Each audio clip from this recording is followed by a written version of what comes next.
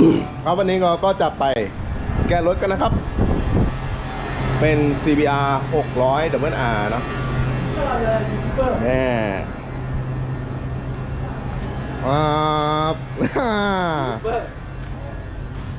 เดี๋ยวจะมาแกะรถกันนะครับไม่รู้คันไหนเหมือนกัน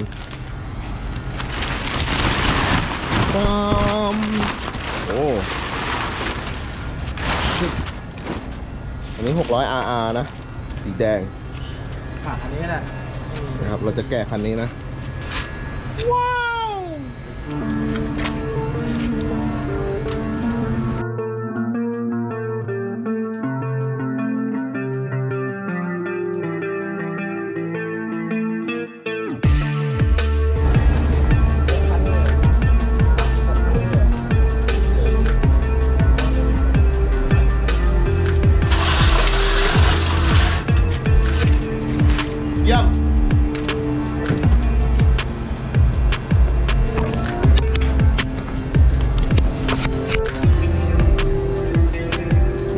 พามาดูรอบๆก่อนนะครับ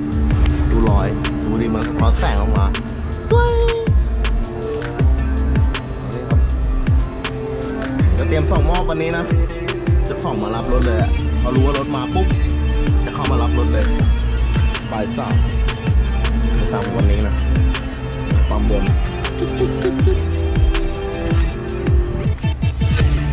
กันเบรกกระจุ่มกระจิ้มมากหลังนะทีเด็ดเลยอยู่ในท่อนะตัวเป็นอาร์ตัวนี้ท่อออกตูด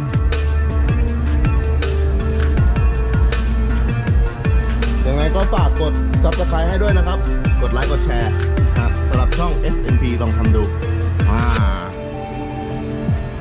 แกนจะมาถ่ายให้ดูอีกทีนะครับ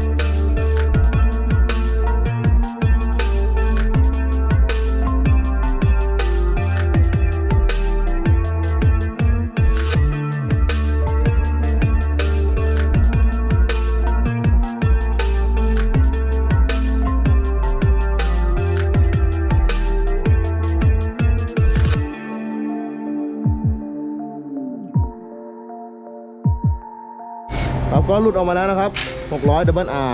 นี่นะครับจะพาวอล์กอลาวกันเลย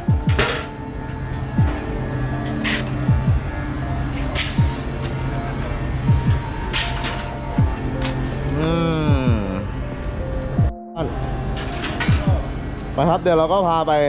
ประกอบชิวนะครับไข่น็อตเตรียมตัวส่งลูกค้าเชิญเลยช่างเก่งข้างหน้าเลยไปครับไปครับนี่ครับท่อออกตูด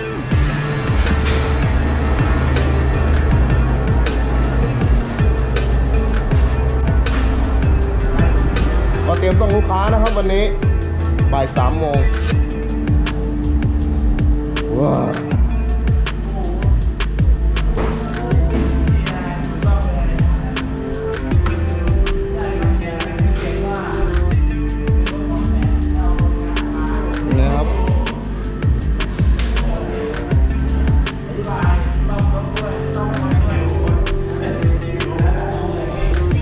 เป็นไง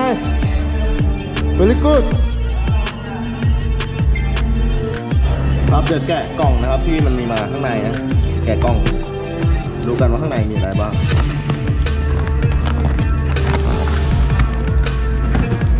แบบรถนำเข้าจากญี่ปุ่นเนาะ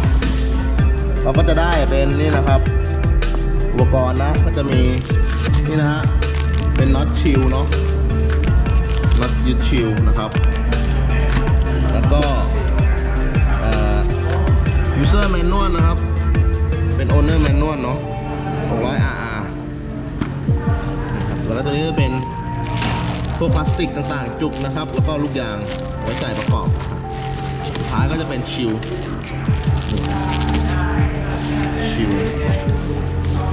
จุ่มกระจิ่มมากเลยครับ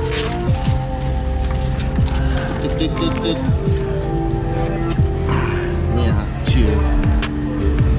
ลงมาได้ยิ้มเลยนะจุ๊บโอเค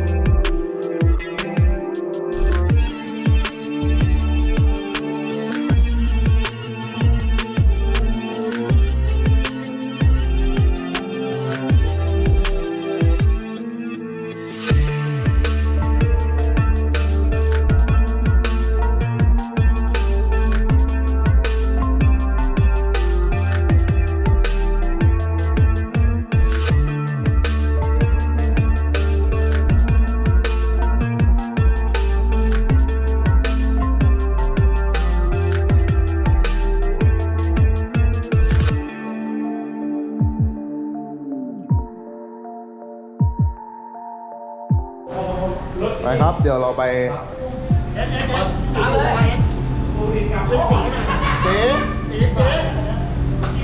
ครับ เดี๋ยวเราไปสตาร์ทเครื่องกันนะฮะ เดี๋ยวขออนุญาตไปดับที่นู่นก่อน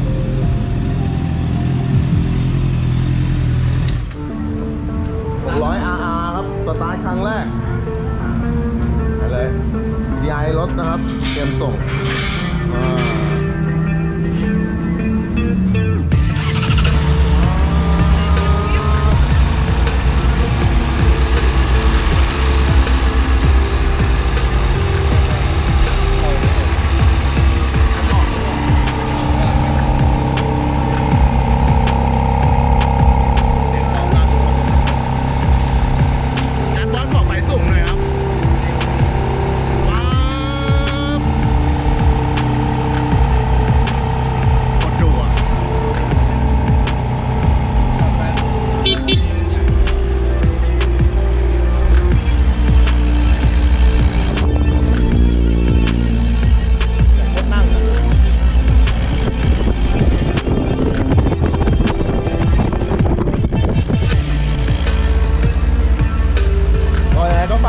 กดคอมเมนต์มาที่คลิปด้วยนะครับสำหรับคลิปนี้ก็ประมาณนี้ก่อนนะครับ Very good